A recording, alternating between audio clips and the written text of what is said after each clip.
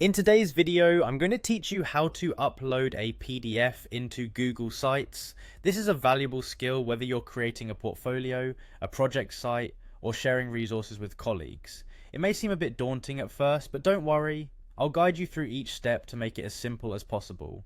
First things first, let's begin by navigating to your Google site.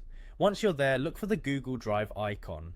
It's typically found in the menu where you add new content, so keep an eye on the toolbar at the top or side, depending on your Google Sites layout. Clicking on this icon will open up a connection to your Google Drive, which is where all the magic happens.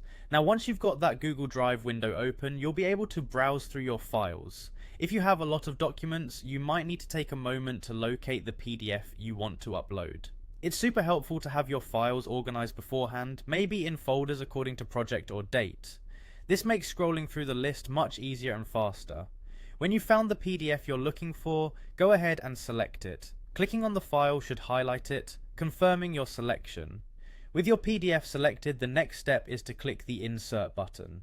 This is usually located at the bottom or perhaps to the right, depending upon any updates to the Google Sites interface.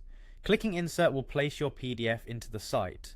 This action inserts the file, allowing viewers to view, scroll through, or even download it directly from your site. Once the PDF is uploaded, take a moment to preview your site.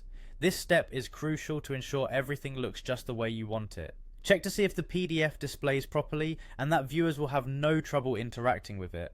If you need to adjust its size or placement, Google Sites gives you tools to do just that. And there you have it, you've successfully uploaded a PDF into Google Sites. This functionality allows you to share valuable information with your audience seamlessly.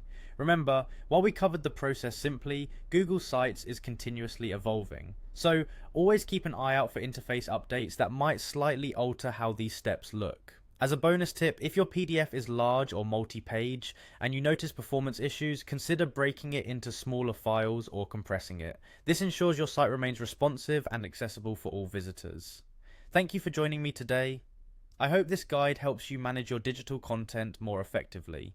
If you found this helpful, be sure to check back for more tutorials on maximizing your use of digital tools. Happy uploading!